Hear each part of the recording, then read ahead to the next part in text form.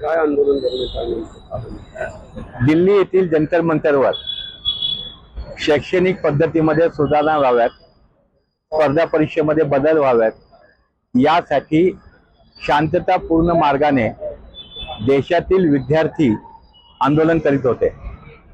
दिल्ली पोलिसांनी आणि RSSच्या कार्यकर्त्यांनी साध्या वेशेमध्ये ज्या पद्धतीने त्या ठिकाणी विद्यार्थ्यांच्यावर हल्ला केला, अनेक मुली त्यामध्ये जखमी झाल्या, अनेक मुलींचा विनयभंग करण्याचे व्हिडिओ हे सर्व देशातील जनतेने पाहिलेलं आहे। दिल्ली पोलीस हे केंद्रीय गृहमंत्री अमित शाह यांच्या अखत्यारीमध्ये येतं। आजपर्यंत कुठली कारवाई झालेली नाहीये आणि शांततापूर्ण आंदोलन असताना हे का केलं गेलं याचं उत्तर केंद्रीय गृहमंत्री अमित शाह यांनी द्यावं, या मागणीसाठी पुणे येथे 1 ऑगस्ट रोजी त्यांच्या भेटीच्या वेळेला काळे झेंडे दाखवून त्यांचा त्या ठिकाणी निषेध आंदोलन आम्ही केलेलं आहे।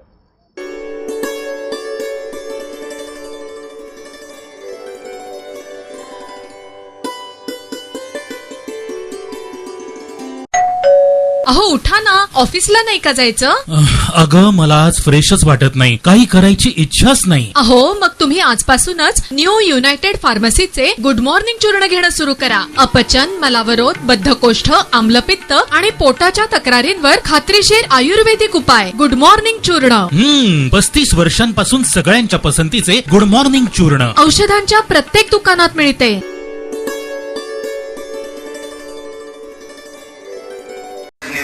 नमस्कार, मी महेंद्र आरपाळकर, सचिव महाराष्ट्र लोकसेवा आयोग, औषध निरीक्षक गट ब, अन्न आणि औषध प्रशासन या संवर्गाच्या 154 पदांकरता दिनांक 22 मार्च 2026 रोजी चाचणी परीक्षा राज्यातील 6 विभागीय मुख्यालयाच्या ठिकाणी ऑफलाईन पद्धतीने घेण्यात आली होती।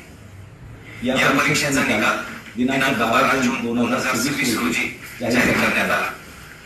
त्यानंतर दिनांक 1 जुलै ते 22 जुलै या कालावधीमध्ये पात्र असलेल्या 488 उमेदवारांच्या मुलाखती घेण्यात आल्या आणि मुलाखतीच्या शेवटच्या दिवशी म्हणजे दिनांक 22 जुलै 2026 रोजी सायंकाळी पात्र गुणवत्ताधारक उमेदवारांची सर्वसाधारण तात्पुरती गुणवत्ता यादी आयोगाच्या संकेतस्थळावर प्रसिद्ध करण्यात आली।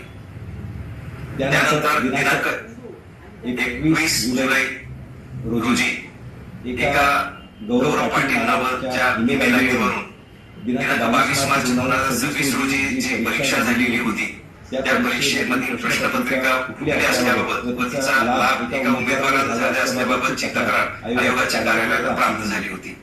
त्या अनुषंगाने सदर तक्रार मोहकम आणि पुरावे नसल्यामुळे त्या तक्रारदाराला ईमेलद्वारे अधिकचे पुरावे सादर करण्यासाठी सूचित करण्यात आले होते।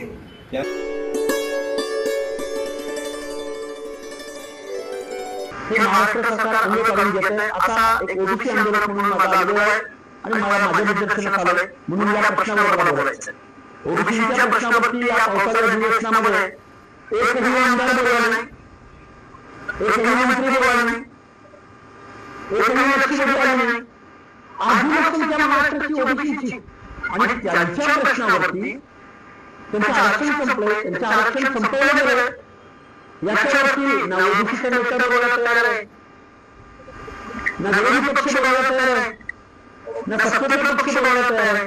त्या अशा अनेक गोष्टी आहेत आणि या गोष्टी डोळ्यासमोर ठेवून मी आज तुमच्या समोर संवाद साधावा म्हणून तुमच्या समोर आलोय।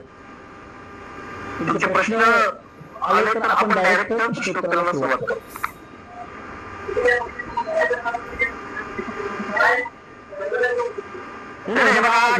कालावधीमध्ये महाराष्ट्रामध्ये ओबीसी जनता पार्टी नावाचं महाराष्ट्राच्या आणि भारत देशाच्या अर्ध्या लोकसंख्येचा वयस जर बॅलेटद्वारे मतपेटीद्वारे जर इथल्या लोकशाहीमध्ये जर सामोरं जाणार असेल, पर्याय देणार असेल, त्या पद्धतीने ओबीसी बांधव अपनवी मोडमध्ये येणार असतील तर निश्चित ओबीसी जनता पार्टीची घोषणा जाहीर होईल आणि महाराष्ट्रामध्ये एक पर्याय तुमच्या समोर आम्ही निश्चित देऊ।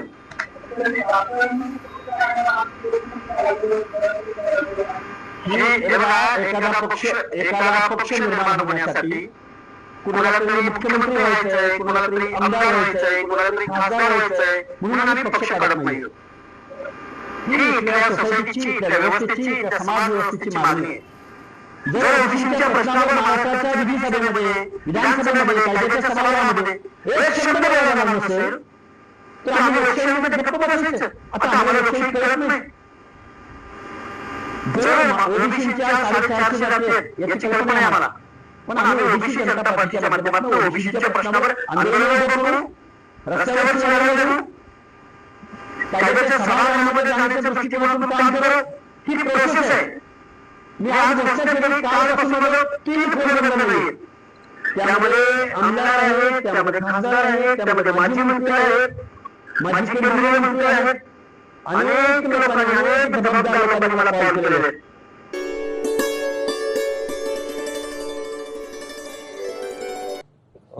फिर्यादीनामे हर्षवर्धन भूषण पवार यांनी दिलेल्या तक्रारीनुसार हे जे 5 आरोपी आहेत, या 5 आरोपींनी नवले पूल परिसरामध्ये दरोड्याचा प्रयत्न फिर्यादीच्या बाबतीत केलेला होता आणि फिर्यादीकडे असणारी 1 कोटी रुपयांची रोख रक्कम हा लुटण्याचा प्रयत्न केलेला होता.